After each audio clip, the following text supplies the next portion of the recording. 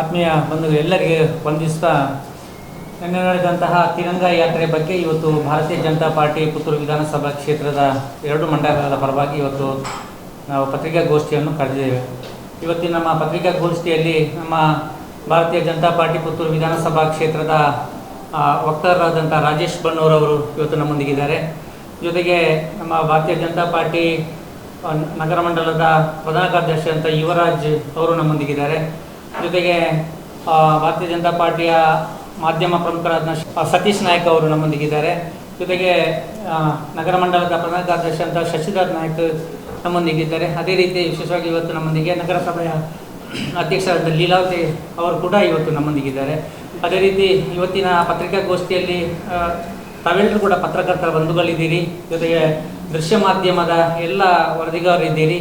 ತಮ್ಮೆಲ್ಲರನ್ನು ಕೂಡ ಈ ಸಂದರ್ಭದಲ್ಲಿ ಆತ್ಮೀಯವಾಗಿ ಸ್ವಾಗತಿಸ್ತಾ ಇದೀಗ ನಮ್ಮ ರಾಜೇಶ್ ಬಣ್ಣೂರವರು ಪತ್ರಿಕಾಗೋಷ್ಠಿ ನಡೆಸಿಕೊಡ್ಬೇಕಾಗಿ ವಿನಂತಿಸಿದರು. ಸ್ನೇಹಿತರೆ, ಎಲ್ಲರಿಗೂ ನಮಸ್ಕಾರ.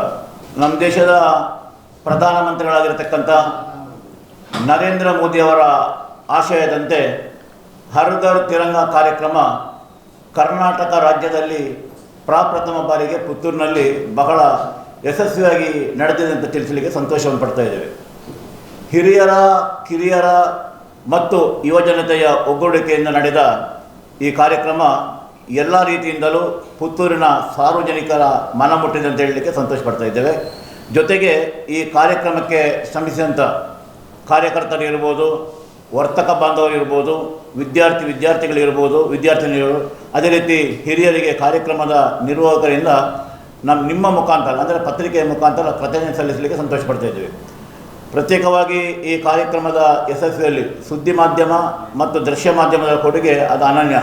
ಅದನ್ನು ಇವತ್ತಿನ ಪತ್ರಿಕೆ ಮತ್ತು ಮಾಧ್ಯಮಗಳಲ್ಲಿ ನೋಡಿದರೆ ಗೊತ್ತಾಗ್ತದೆ ಯಾವ ರೀತಿಯ ಕಾರ್ಯಕ್ರಮಕ್ಕೆ ಸಪೋರ್ಟ್ ಮಾಡಿದ್ದಾರೆ ಅಂತೇಳಿ.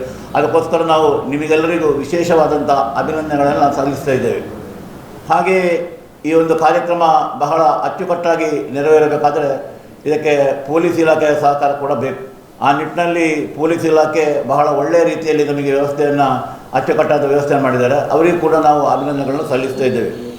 ಹಾಗೆ ಇದೇ ತಿಂಗಳ 13, 14, 15 ತಾರೀಕಿಗೆ ಮೋದಿಜಿಯವರ ಏನು ಆಶಯಗಳಿದೆಯೋ ಪ್ರತಿಯೊಂದು ಮನೆಯಲ್ಲಿಯೂ ರಾಷ್ಟ್ರಧ್ವಜವನ್ನು ಹಾರಿಸಬೇಕೆಂಬ ಸೂಚನೆಯನ್ನು ಈಗಾಗಲೇ ಕೊಟ್ಟಿದ್ದಾರೆ. ಬೆಳಿಗ್ಗೆ ರಾಷ್ಟ್ರಧ್ವಜವನ್ನು ಹಾರಿಸಬೇಕು, ಸಂಜೆ ಆಗೋ ಅದನ್ನು ಕೆಳಗಿಳಿಸಬೇಕು. ಅದು ಬಹಳ ಜವಾಬ್ದಾರಿತ ಕೆಲಸ. ಆದ್ದರಿಂದ ಅದನ್ನು ಎಲ್ಲ ಸಾರ್ವಜನಿಕರು ದಯವಿಟ್ಟು ಈ ಒಂದು ವಿಚಾರಗಳನ್ನು ಮನದಟ್ಟು ಮಾಡಿಕೊಳ್ಬೇಕು. ಈ ತಿಂಗಳ 13, 14 ಮತ್ತು 15ನೇ ತಾರೀಕಿಗೆ ಈ ಕಾರ್ಯಕ್ರಮದಲ್ಲಿ ತಾವೆಲ್ಲರೂ ಭಾಗವಹಿಸಬೇಕಾಗಿ ನಾವು ಪುತ್ತೂರಿನ ಮಹಾಜನತೆಯಲ್ಲಿ ವಿನಂತಿಯನ್ನು ಮಾಡಿಕೊಳ್ತಾ ಇದ್ದೇವೆ. ಒಟ್ಟು ನಮ್ಮದು ನಿನ್ನೆ ಯಶಸ್ವಿಯಾದ ಕಾರ್ಯಕ್ರಮದ ಬಗ್ಗೆ ಜನರಿಗೊಂದು ಅಭಿನಂದನೆ, ಪತ್ರಕರ್ತರಿಗೆ ಅಭಿನಂದನೆ ಮತ್ತು ಆ ಕಾರ್ಯಕ್ರಮದ ಯಶಸ್ಸಿಗೆ ಕಾರಣಕರ್ತ ಎಲ್ಲರಿಗೂ ನಿಮ್ಮ ಮುಖಾಂತರ ಅಭಿನಂದನೆ ಸಲ್ಲಿಸಲಿಕ್ಕೆ ಸಂತೋಷ ಪಡ್ತಿದ್ದೇವೆ. ನಮ್ಮದರಲ್ಲಿ ಹೇಗೆ ಅಂತ ಕೇಳಿದರೆ, ನಮ್ಮ ಆಶಯ ಇರೋದು ಹೇಗೆ ಅಂತ ಕೇಳಿದರೆ, ಪುತ್ತೂರಿನ ಇರುವಂಥ ಪ್ರತಿಯೊಂದು ಮನೆಗಳಲ್ಲಿ, ಅದು ಅವರ ಮನೆ, ಇವರ ಮನೆ, ಇದು ಅಂತಿಲ್ಲ, ಎಲ್ಲರೂ ಪ್ರತಿಯೊಬ್ಬರ ಮನೆಯಲ್ಲೂ ಕೂಡ ಬೆಳಿಗ್ಗೆ 7 ಗಂಟೆಗೆ ಧ್ವಜಾರೋಹಣ ಆಗಬೇಕು. ಸಂಜೆ ಸೂರ್ಯಾಸ್ತಮಾನದ ಮೊದಲು ಆ ಧ್ವಜವನ್ನು ಇಳಿಸಬೇಕು ಅಂತ ನಾವು ರಿಕ್ವೆಸ್ಟ್ ಮಾಡುವಂಥದ್ದು. ಪ್ರತಿ ಮನೆಯಲ್ಲಿ ಅದನ್ನು ಕಡ್ಡಾಯವಾಗಿ ಹಾಕಬೇಕಂತ ಹೇಳಿದರೆ ತಪ್ಪಾಗಲಿಕ್ಕಿಲ್ಲ. ಯಾಕಂದರೆ ರಾಷ್ಟ್ರಧ್ವಜ ಯಾರು ಬೇಕಾದ್ರೂ ಹಾಕ್ಕೊಳ್ಬೋದು. ಆ ನಿಟ್ಟಿನಲ್ಲಿ ಈಗಾಗಲೇ ಮೋದಿಜಿಯವರು ಕರೆ ಕೊಟ್ಟಿದ್ದಾರೆ. ಅದಕ್ಕೋಸ್ಕರ ಅವರ ಕರೆಯನ್ನು ನಾವಿಲ್ಲಿ ಮಾಧ್ಯಮದ ಮೂಲಕ ಪುತ್ತೂರಿನವರಿಗೆ ತಿಳಿಸ್ತಾ ಇದ್ದೇವೆ. ಸ್ವಯಂಪ್ರೇರಿತ. ಪ್ಲಾಸ್ಟಿಕ್ ಧ್ವಜವನ್ನು ಬಳಸಲಿಕ್ಕಿಲ್ಲ, ಬಟ್ಟೆದ್ದಾಗಬೇಕು. ಯಾವುದೇ ಕಾರಣಕ್ಕೂ ಕೋಲನ್ನು, ಧ್ವಜವನ್ನು ಹೀಗೆ ಅಡ್ಡಕ್ಕೆ ಹಾಕೋದು, ಉದ್ದಕ್ಕೆ ಹಾಕೋದು, ಹೇಗೆ ಸ್ಟ್ರೈಟಾಗಿ ಮಾಡಿಕೊಳ್ಳುವಂಥ ವ್ಯವಸ್ಥೆಗಳನ್ನು ಮಾಡಿಕೊಳ್ಬೇಕು.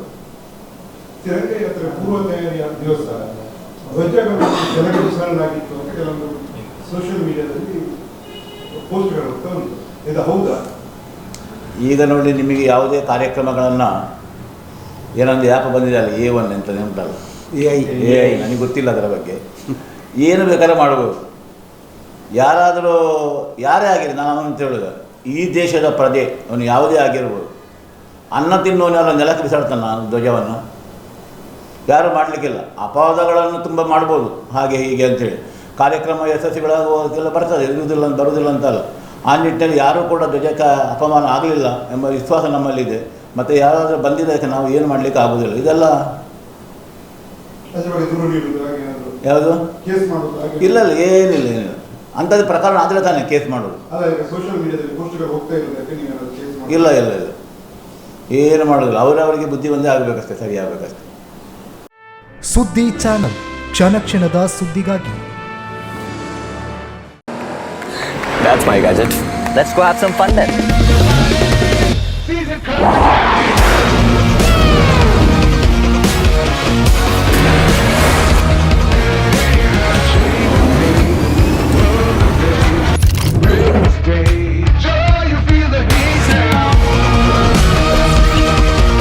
Introducing the hot and techy Brezza SCNG. Cool new SCNG tech for a cool new generation.